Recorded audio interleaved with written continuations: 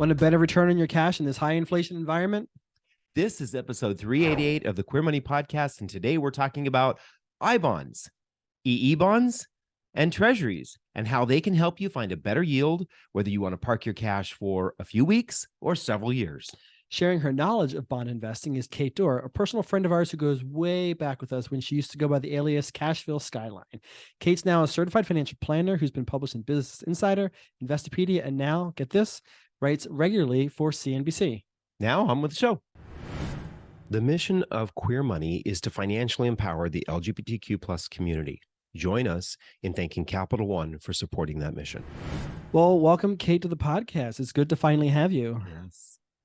Thanks so much for having me. Excited to be here. Yeah, in preparation for this, David and I were going way back we started podcasting, blogging in 2012? 15. Well, 2013 got a little bit more serious in 2014. Yeah, that's about when we started to see who's this Cashville Skyline person? They seem mysterious and interesting. And we had no idea who they were. For the longest time, we thought it was male, but it turns out to be Kate. We met her in an elevator one day. She's like, "Oh, you're the debt-free guys. I'm Cashville Skyline." And we're like, "What? You're a woman?" It's funny. Yeah, I was anonymous because at the time I didn't want anyone to know. You know, a lot of us were anonymous in the beginning, and I used a gender-neutral name intentionally because nice. I didn't want. Yeah, I was in the concert business at the time, concert promoter, and trying to figure out a way to transition into another area, which is pretty funny looking back at now. Yeah, totally. And that's probably a reason for us to have you back for another episode, because we all often talk with our listeners about the need to diversify income streams. And there are many ways to do that. And it's, of course, one of the concerns that people have is, well, I've got an employer and I won't be accused of moonlighting and create some sort of conflict of interest at all. But so, yeah, your story is sort of a great example of how you can make a smart transition going from being a concert promoter, being a little bit ambiguous, and then all of a sudden you're a highfalutin fancy CNBC reporter. Right. I know, quite the transition from music, concerts, and then get into financial planning and writing for CNBC. Yeah, absolutely. And you have your CFP, right? Yeah. Yep. Finally earned that about a year and a half ago, but that took a little while too. That was part of the transition period after the concert promoter as well. Yeah. And just for our listeners, that's not an easy test to pass. We know lots of people have taken it, and a good percentage of them have all failed, and some have given up. They said, I'm not doing it more than 2 or 3 times. Right. Yeah. So congratulations to you. Thank you. Well, I didn't pass on the first time. So for anyone who doesn't pass on the first time, I definitely would encourage you to keep going, because it's worth it. We know several people who are like that, who didn't, they eventually passed and got their designation. But I think it's that first exam that people are like, oh, okay, I need to rethink how much I need to study and how I study. Not an easy test for sure. So let's transition to the super sexy topic of bond investing. Woohoo! Woohoo! So we've had several listeners ask about I-bonds. I know that we're probably a little bit late to this game in terms of covering it. A couple of months ago, a year or so ago, I-bonds were all the rage and super sexy topic. Maybe a little bit less so, and you might dive into, I think, some maybe sexier topics. But for our listeners, to lay a baseline, what are I-bonds, and why might some of our audience members think about considering adding those to their portfolio? Yeah, so Series I bonds, that's the full name. It's an investment that comes from the U.S. Treasury Department. It's a bond, 30-year investment. And what has made it popular is that it adjusts for inflation. So with inflation being the way it has over the last 2 years, as you imagine, the rate has gone up, which has made the yield more attractive than it had previously been, which is why no one really thought about it. No one was talking about it. It was really in November of 2021, because the rate adjusts every 6 months. So 2021, where the rate popped up to 7.12% annual returns, where people were like, wow. And that's when it really blew up. And then, of course, the 6 months after that, that was May of 2022, popped up to 9.62. Again, both of these were record. This product was introduced in 1998. And so these were record yields for I-bonds. And again, that's because inflation had been so low for so long. People just had never really talked about it. It wasn't really a consideration, not a very attractive investment because the yield was so low. Yeah. And with the way savings rates have been for generation now. These are very attractive to people, getting a much better return on something that's just a little bit more risky than cash, I guess. Mm-hmm. Yeah. Not entirely risk-free. I always have to say, not, although it is backed by the US government, there are some risks, but not credit risk the way that you would have with a company. Right. It's not a corporation that could potentially default.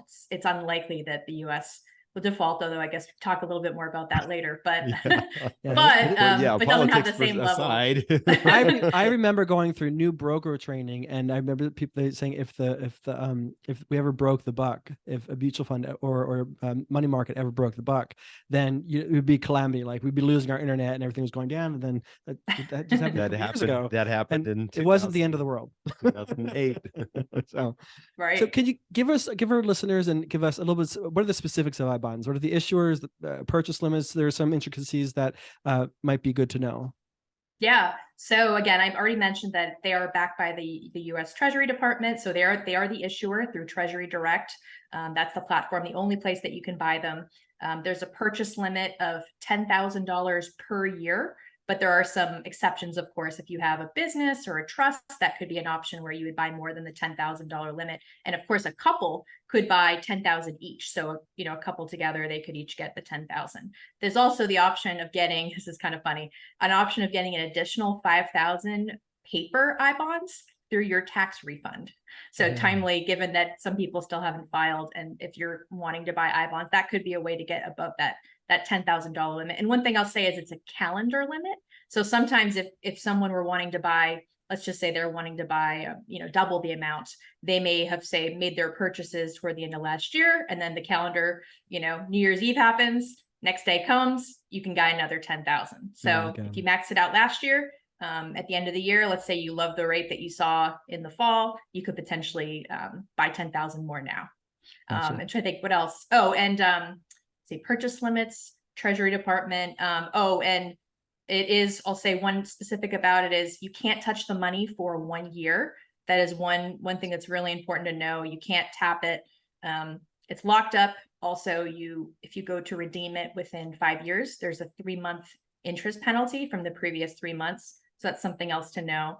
Again, it is a 30-year bond, of course, but again, people, you have the ability to sell it sooner if you want. And the interest is another thing that's interesting about it, which this is the same for treasuries. It is tax-free at the state and local level. So if you live in a high tax state, or even like a city like New York City, for example, that could be attractive option for some people who are wanting to not have to pay those state and city taxes on the I-bond interest that you earn. Right. And just folks, for those of you who are listening who haven't listened to our previous episodes about what bonds are, bonds in essence are basically a loan. Whether you're loaning the money to a company, a city, or the U.S. government, bonds are basically issued as a loan. So you're loaning money, in this case, to the U.S. government, and they're going to pay you interest, similar to putting money into a bank account and the bank paying you interest. They're using this money to generate, technically, I guess, generate money through taxpayer revenue and pay us back.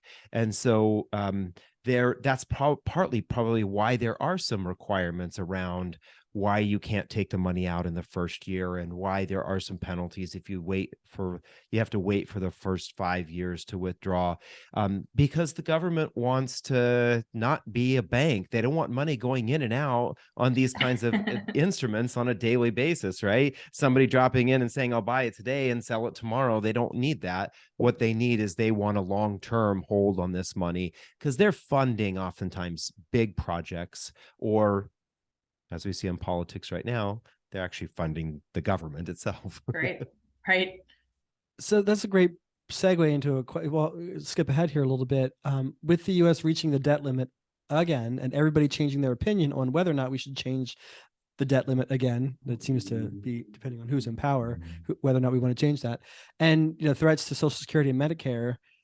What kind of risk would I be assuming getting into I-bonds and actually getting my money back? Yeah, that's a great question. And, it's unlikely, it's generally perceived that it's unlikely that the U.S. government is going to default on their obligation. But in terms of a matter of it's just, we're not sure exactly what could happen. I know that this debt crisis is going to come to a head sometime this summer. So depending on which way it goes, there could be certainly impacts on people going to redeem. There could be a waiting period, something like that. We don't really know for sure exactly what would happen. And the same goes for treasuries. And I know that people are concerned about Social Security payments and whatnot. But it's unclear right now. But I think it is worth noting, because just given the nature of the economic environment that we're in. But overall, if the government were to default and not pay everybody back, we'd have much bigger problems, with the greater economy and the stock market as a whole. I mean, that would be a major crisis, much worse than what we're looking at right now. Yeah. Right. So, there's a priority of lenders typically. I'm wondering, is there a priority of, if the government does run into a brick wall, is there a priority of who gets paid, like bondholders over treasury holders over Social Security beneficiaries and Medicaid? Like, do you know if we didn't send That's a this great question. I in don't know the answer to that. Yeah, I'd love to know the answer to that too, because certainly anyone who either owns one of these assets or is expecting a Social Security, I'm sure, is probably looking that up as we speak, knowing that we're going into this position that we're in this summer. I don't know. Right. Yeah, I'm curious if that's out there. So back to I-bonds though, there's something unique about them because they offer a composite rate. Mm-hmm. Of course, nothing can be easy with the government and fixed income, right? So what does that mean, and how is that calculated? Yeah, so there are two parts to I-bond rates. There's the variable rate that adjusts every 6 months based on the consumer price index, which is one of the prime gauge that we use for measuring inflation in this country. And it's based on 6 months of data. And so, for example, we're going to see a new rate coming in May. That will be based on the 6 months preceding that, which would be reported in April. So it goes up to March 2023. I know it's a little bit confusing, but so it'd be March, February, January, December, November. It's based on those 6 months of data. But then there's also a fixed rate component. And that one is a little bit more elusive, I should say, because we don't know, the Treasury Department's they're not really transparent about exactly how they decide what that fixed rate is going to be. Right now, it's 0.4%. Is it going to go up? Is it going to go down? It was 0 for a long time. We don't know. There isn't a public calculation, whereas you can sort of calculate once you get the CPI numbers for, let's see, once it comes out in April, so it'd be reporting the March numbers, you can actually go back through those 6 months and sort of calculate what you think the variable portion of the rate is going to be.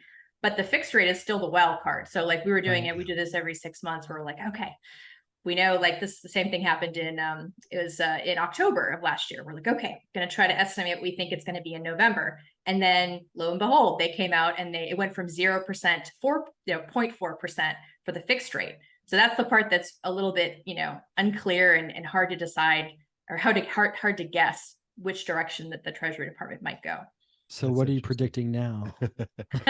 That's such a tough question. We're still missing 2 months of data on the CPI numbers, but I will say it has been trending downward. So it's certainly possible that, I know that the numbers were a little hotter than we were hoping for January in terms of the CPI reading, but it's still overall, inflation, it's certainly still high, and Americans are still feeling it at, grocery store, many areas, eggs, all kinds of things. However, it has been moving downward since that high that we saw in July of 2022.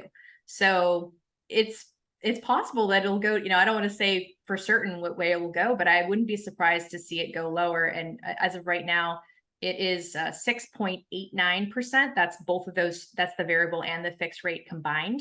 That is the rate that we got in November, and that'll go through the end of April. So the very beginning of May, it's usually the first business day of the month. That's when they announce it. It's like 10 a.m. Go to treasurydirect.com. Very exciting. If you're like me, you're refreshing the page. It's like buying Madonna tickets, right? You're only the first day it's available. T-Swift. Yeah. Or T-Swizzle. Right. I did hear something interesting, and maybe you can confirm this, but didn't they recently decide to take out the price of eggs from the CPI? And I'm not sure about that. I not thought sure I about heard that. this. So So let's take out all the things that are actually affecting people's wallets. well, and I'm curious, you know, if we take out these things that seem to be spiking a lot right now, is this kind of manipulating what's going to happen with the CPI number so that this doesn't go too high? Because that's, I mean, literally, that is one of the concerns of the government. All of us want to get the cheapest mortgage rate. All of us want to get the cheapest car loan rate. All of us want to get the lowest rate when we're borrowing money. And this is one where the government has said, we're going to use the cost of these prices of goods, this basket of goods, we're going to move the to goalpost, determine how much we pay you. So we're going to pull this one out so that it lowers. I didn't hear that. I know that eggs have been such a hot topic over the last month because they've been so expensive. Yeah. But I was going to say, what is interesting, I saw a report from JP Morgan just talking about the basket of goods overall. I think it's interesting for either pre-retirees or retirees to kind of think about what is your personal inflation rate? Because, for example, you know, if you're someone who maybe you don't buy eggs, or maybe you're someone who doesn't travel a lot, or maybe you're someone who you know, some of the areas, like, for example, I know gasoline fuel was a huge surge last year, but maybe you're somewhere where you don't have those high costs, or you don't travel very much, or even just overall, you know, retirees tend to they don't eat as much food. You're maybe not going out to eat as much, you know, those kinds of things. And so I think it's worth putting the headlines into perspective in that way, that, you know, your personal inflation rate could be lower, not to diminish, you know, the high prices that people are seeing across the board, but I think it's, you know, sometimes we feel this panic when we see the CPI number come out every month, and we're like, oh, wait, but that's because, for example, you say, oh, well, that's because, again, the cost of eggs or the cost of fuel is super high. But then you look at it and you're like, wait, but I actually work from home, and you know, or I'm not shopping for a used car. Yeah, right. I mean, if you look at some of the individual items that are driving that number up, I think it's where it maybe puts things into perspective and might alleviate some anxiety that someone might be feeling as they're seeing those numbers. It did for me anyway. With everybody talking about the price of eggs, has anybody been talking about the price of chickens and if they're more affordable? That's a good question. We did see a YouTube video about I think it was, she was 6 years old or 8 years old. A little girl in a neighborhood has like 4 or 5 chickens and 1 duck, and she is basically selling like 25 eggs a day, $25 a day worth of eggs. And I mean, she's an enterprising little girl. I wouldn't be surprised. We see, you know, 15, 20 years from now, she's gonna be on the cover of Entrepreneur magazine as owner of Purdue Farms or something like that. Yeah, I know. It seems like there are a lot of variables here, and a lot of guessing going on right now because of everything seems to be so crazy in the economy. How would I bonds fit into my portfolio, and should I be thinking of them in any way, shape, or form as they relate to my retirement, maybe 5, 10, 15 years down the road? Yeah, so some advisors that I've spoken with, a lot of them now, it's kind of complicated because, well, for one, you know, advisors would have to go, you know, individual investors have to go to Treasury Direct and buy these assets themselves. So it's not really in the I don't want to say it's not part of the portfolio, but it's not in the assets under management bucket. Let's say you have a brokerage account or an IRA that was rolled over, and you have an investment advisor who's managing all that for you. This is kind of a separate thing. And with the limits being where they are, you know, 10,000, I don't want to diminish. I mean, that's a lot of money for some people, 10,000 a year, but for people that have bigger portfolios as they're approaching retirement, you know, that's kind of a small slice of the bond allocation potentially. I mean, of course you can get up there, but the other factor is like, hey, this is an asset that moves up and down based on where we are with inflation. So although it looks attractive right now, you know, I mean, even you see it in the treasuries right now, you know, we have an inverted yield curve right now, which means, not to get too technical, but that basically means that, you know, these treasuries, another type of bond that are issued by the US government, you know, basically these longer term ones are actually paying less than the shorter term ones. And what that means is that they're expecting that eventually the rates are going to go down. Among other signs, there's other things that this could potentially mean for the economy. But, you know, experts have said that, you know, at some point, all these interest rate hikes that we've seen a series of interest rate hikes from the Federal Reserve over the last year. Eventually, inflation is going to cool. they're going to stop, and then eventually they're going to cut interest rates. And so at that point, again, when inflation goes back down, I bonds, there may not, well, they may be attractive right now. They may not necessarily be the long-term, piece of your portfolio that you're wanting. On the flip side, that fixed rate portion could potentially be attractive. Tired of all the credit card offers you get from your current credit scoring app? Download CreditWise by Capital One today to avoid them. For example, I think I was looking at the history. There's actually a chart if you go to their website, and it shows like, here's the history of the variable rate, here's the history of the fixed rate. And at one point, I think it was in the 2000s. I don't remember the exact year, but there was one point where it reached 3% on that fixed rate. So, and that fixed rate stays the same when you purchase the bond for the life that you own it.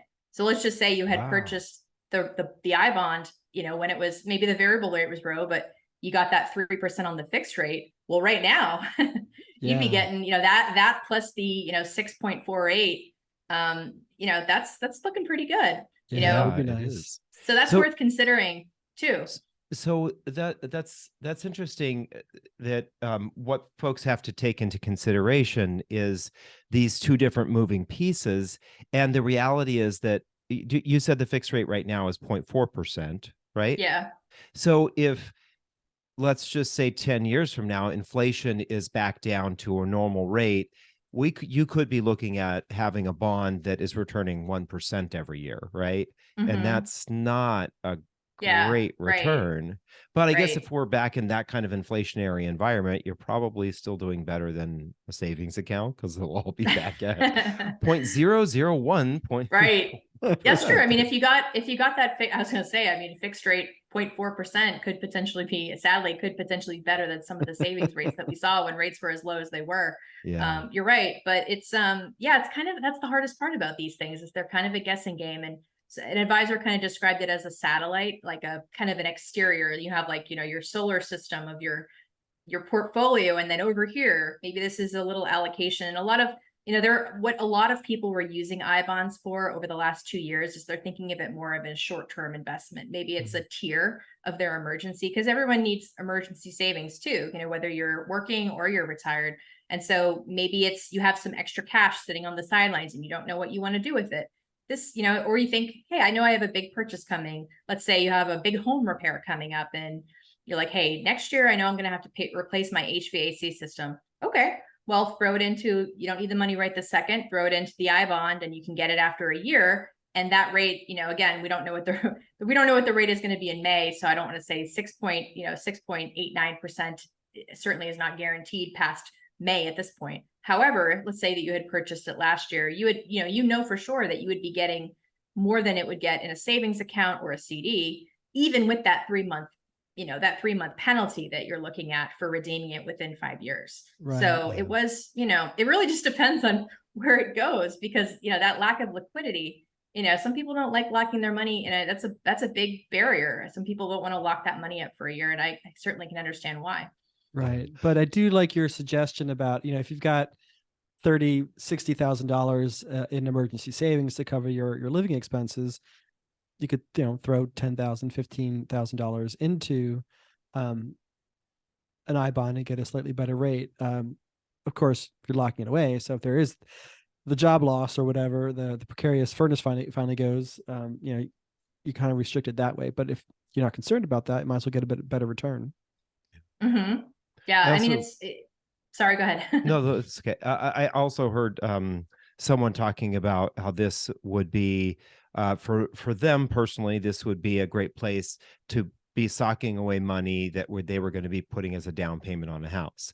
So they knew that they couldn't afford the down payment on a home in 2022. But they had $10,000, they would be, or actually, I think in this case, that the person had $5,000 that they wanted to put away for down payment. That's where they were going to put their money to get that higher return, rather than putting it into a savings account that was earning maybe 1.5%, 2%. Right. Although I will say, savings account rates have gone up too at this point. I mean, you're seeing above, you're seeing a lot of the big online high yield savings accounts are above 4% at this point. You see some, you do always see those special deals, which I'm always skeptical of, because an expert had mentioned to me, when you see those fintech companies getting into the space, it can be a little it makes me a little nervous personally. I'd prefer to stick with the tried and true, the names that But yeah, I mean, over 4% is certainly better than we've seen in many years. And again, like depending on what that rate is in May, I mean, you could be looking at not that big of a difference for one thing that you can tap immediately, no penalties involved, easy access, 100% liquid, and even, again, CDs too. And then, the other option, of course, is Treasuries, which I can talk a little bit about as well, which has become, over the last, it seems like with every month, it's like these the short-term Treasuries, which are ones that are less than a year to the maturity. So those are also, again, government bonds. I mentioned, we've talked about a few different government bonds, but these Treasuries now, there's different yields. You start as low as 4 weeks and goes all the way up to 1 year.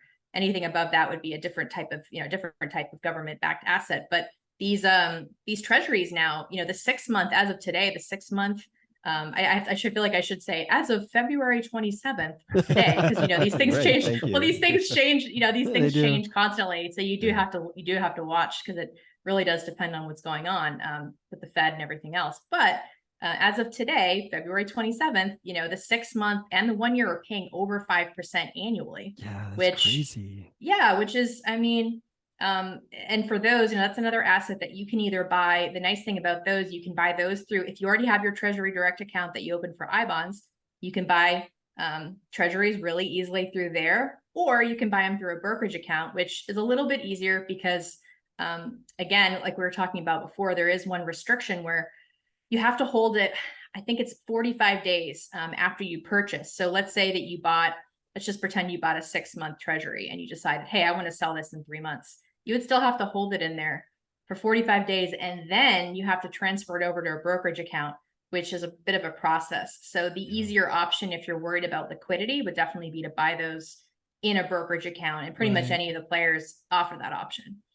Okay, gotcha. That's good advice. And I know that we hadn't planned on talking about this, but can you talk a little bit about how the price of the bonds can kind of teeter-totter based on what is going on with the interest rates? So to say, for example, today I buy a Treasury and the yield is 5%, but let's say 6 months from now, because inflation has changed or just economics have changed, Treasuries then are paying 4%. What would happen to the price of the bond, or what would happen if the price of or the yield had gone up to 6%? Yeah, so any type of bond, whether you're talking about Treasuries or even a corporate bond, any type of bond, there's an inverse relationship between interest rates and bond prices. So as the Fed, to put it another way, as the Fed hikes up interest rates, you're actually going to see bond prices go down, which is part of what we saw in the bond market last year. It's part of why bond market the stock market and bond market, it was, a very bad year for both of them. And it's pretty unusual to see the bond market do as poorly as it did in addition to the stock market. I think they said it was like the worst you'd seen in like 50 years, something like that. And so again, that's direct results of what we saw at the Federal Reserve, a series of rate hikes that started, I think it was like February.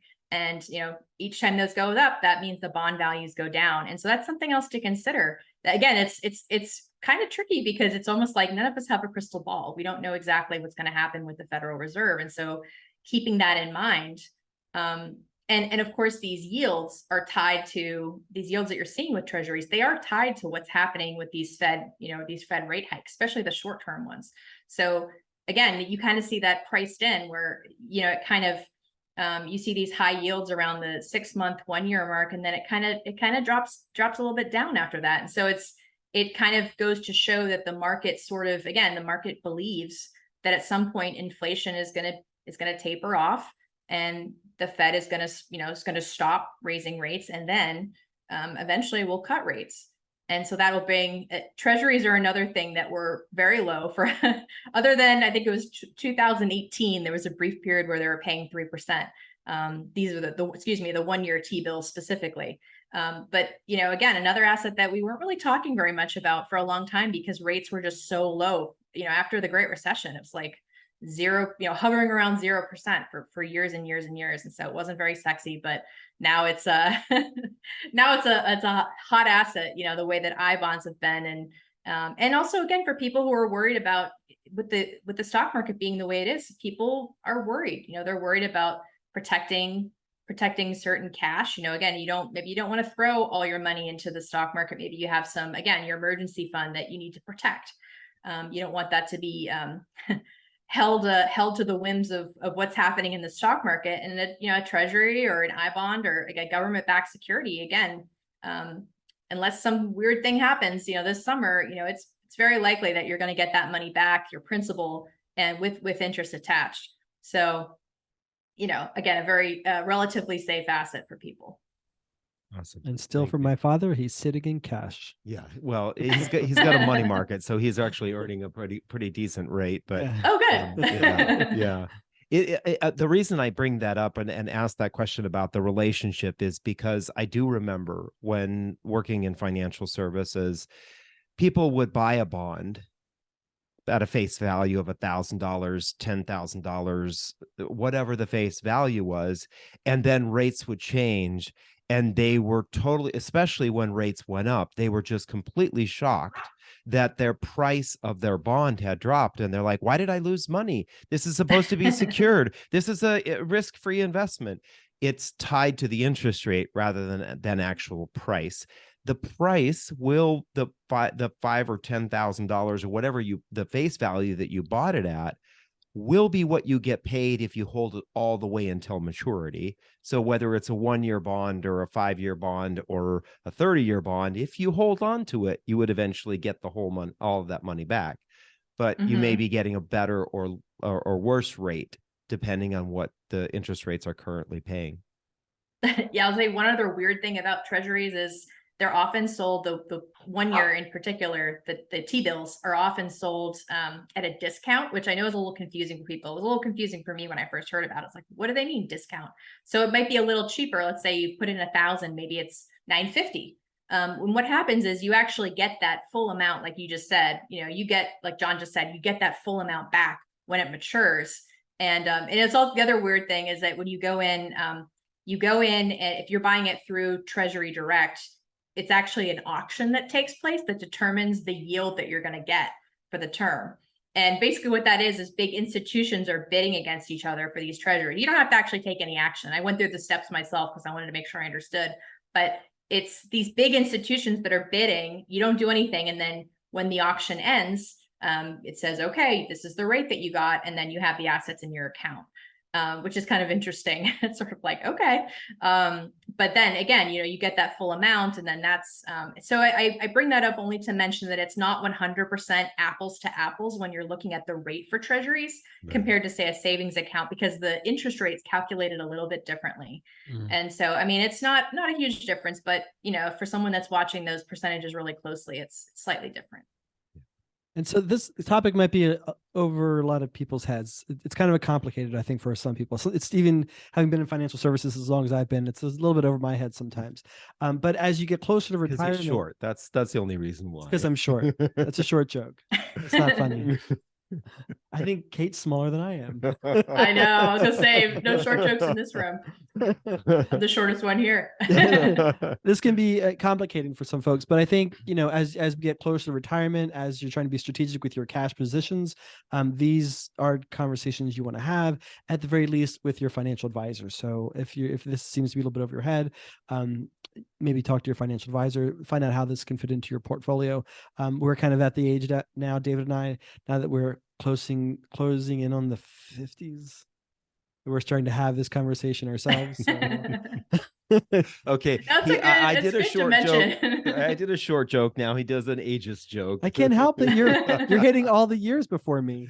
It's okay. My partner is a lot younger than me, so I understand. I'm the old one in my relationship. But no, I mean, I think it's a really good point though, because people a lot of times, when the I bonds were hot, it's like especially like last fall or even like basically like most of last year, it's like people were like, should I buy I bonds? I was like, well, it depends on your goals. I mean, I hate to use that answer, but it really does depend on what you're investing the money for. And again, if you're investing for retirement, that's going to look a lot different. The assets that you choose are going to look a lot different than, say, assets that you know you're going to need to use in 1 year, you know, for like the down payment for a house or even your emergency fund. It's like those are not the same assets, and everybody's goal and everybody's risk tolerance looks different. Some people, it's like the thought of their portfolio dipping a tiny bit, you know, keeps them awake at night. Okay, so maybe that's someone who doesn't need, you know, maybe somebody would prefer the safer, you know, again, the treasuries and, you know, those types of assets might feel better for them because they know, you know, this is a safe asset.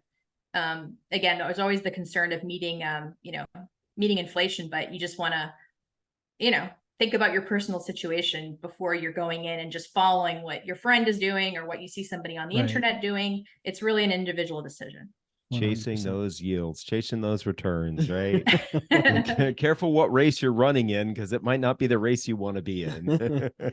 Right. And that's, you know, in Morgan Housel's book, The Psychology of Money, is everybody's playing a different game. So what somebody says is killing it for them, it may not be something that you want to do because the game that they're playing is completely different than the game that you're playing. So to Kate's point, be crystal clear on what game you're playing, talk with a financial advisor about all that, and then have them structure a portfolio or investment strategy tailored for your needs.